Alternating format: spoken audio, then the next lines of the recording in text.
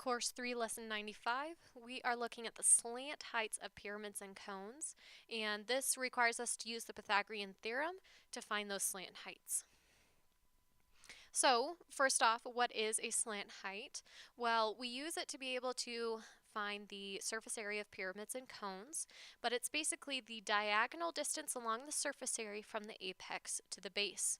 So, if you were to imagine standing at the tip top of a pyramid and sliding down the side, okay, like it's showing right here, sliding down this side and getting to the bottom, well, that is a slant height. Same thing with a cone. If you're standing on the top of a cone and slide down the outside, well, that is the slant height. To be able to find this, though, we need to use a cross-section of the pyramid. So imagine cutting something in half, like if you were to cut the earth in half. Well, you would be able to see all of the different rings that we have in our earth, all of the different layers. Or if you cut an apple in half, okay, you could see the inside of the apple, okay, all of the seeds. Well, same thing with a pyramid and a cone. We can slice it in half, and this cross section looks like this triangle down here, okay? Both with a cone and a pyramid, we get the same type of cross section, and the slant height is one of these outside sides. That's our slant height. The cross section helps us because we can now use a right triangle to be able to find the outside part, that slant height, okay? So let's try it with an example. If we are looking at this cone that's 12 centimeters high, 10 centimeters on the diameter of the base, we want to find the slant height, okay? So that eventually we can find the surface area of the cone. Well, when we cut this cone in half, this triangle comes out of it, okay? This is the cross section of our cone. It still has a height of 12, still has a base of 10, and now we can use the slant height. Well, if you remember, the Pythagorean theorem states that I need a squared plus b squared, which will give me my hypotenuse, okay, c. And so if we were able to, let's say, okay, let me pull this back up. Sorry about that. Sometimes it kind of goes crazy. So if we were to look at this, I really only need half of this triangle to find the side length right here. I really only need this half here. Well, that's kind of nice because then we can use that to say I have a right triangle. I have a right triangle right here, and I'll redraw it. I'll say, okay, I have this right triangle. Well, we know it's 12 feet high because that's the height of the triangle. And if this is half of the base, that means that that's 5, so I can find the hypotenuse, c. And I'll plug it into my Pythagorean theorem saying I have 5 squared plus 12 squared equaling c squared. So 5 squared is 25, 12 squared is 144, equaling c squared. So we get 169 equaling c squared. Well, this is just like one of those quadratic equations we saw before, where to find c, we have to take the square root of each side. And we get c is equal to, well, we could have plus or minus 13. And in this case, since we're talking about a length, we just have 13 as my length, the positive one.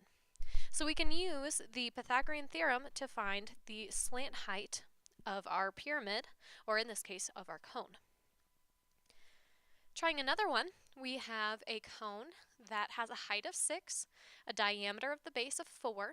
So we can set up our triangle and say, well, we have the same idea here, even though it's flipped on its nose, and we're going to use half of our triangle still. And we say, all right, well, if that is our right triangle, then our height is 6. Half of the base is 2 then, so we plug it in and say 2 squared plus 6 squared equals c squared.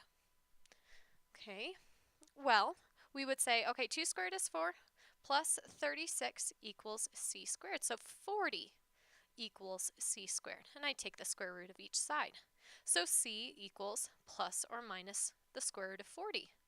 But we also know that the square root of 40 is not the most simplified version. We can split 40 into its prime factorization of 4 and 10, 10 goes to 2 and 5, 4 goes to 2 and 2. So we can say, yeah, okay, I want the positive one because we're talking about length, but we can simplify it to 2 times 2 times 2 times 5. And like we've seen before, we can circle and pop these 2's to say, well, this is the same thing as 2 root, well, 2 times 5 is 10. So my slant height is 2 root 10 inches. Which would make sense because the square root of 10 is just a little bit over 3, which means I'm doing 2 times a little bit more than 3, which should give me my longest length, which is a little more than 6. It makes sense. Let's try it with a pyramid. So our cross section is still going to be a triangle. We have a base of 8, a height of 8. So we can say, all right, this triangle here that I want is going to be 4 by 8 by something for the hypotenuse. So I say 4 squared plus 8 squared equals c squared. So we have 16 plus 64 equals c squared. So I have 80 equaling c squared. Just like always, I take the square root and I need to simplify the 80. So we split it up and say, well, that's 8 and 10, 2 and 5, and we have 2 times 4, which goes into 2 and 2. So I have 2 times 2 times 2 times 2 times 5 equaling c. And we can circle and pop 2 pairs of 2's, which means I have 2 times 2 on the outside, or 4 root 5 equaling c. We can say that that slant height is 4 times the square root of 5 centimeters. And last example, we have our pyramid, which has a base of 30 by 30. Okay, so we have side lengths of 30 by 30 here. The height is 20. What is the slant height of the pyramid? Well, we can set up our cross section saying, okay, we still have our triangle, which has a height of 20 and a base of 30, which means if I take half of it for my right triangle, I would have 15 by 20 by something. So we put it in. We have 15 squared plus 20 squared equaling c squared. 15 is 225 plus 400 equaling c squared. So 625 equals c squared, and I take the square root. Well, 625 is thankfully a perfect square number, so we get 25 equaling c, and we throw out that negative one because we can't have a negative length, but we say the slant height is 25 centimeters. Well, I hope this is helpful for your homework and for studying.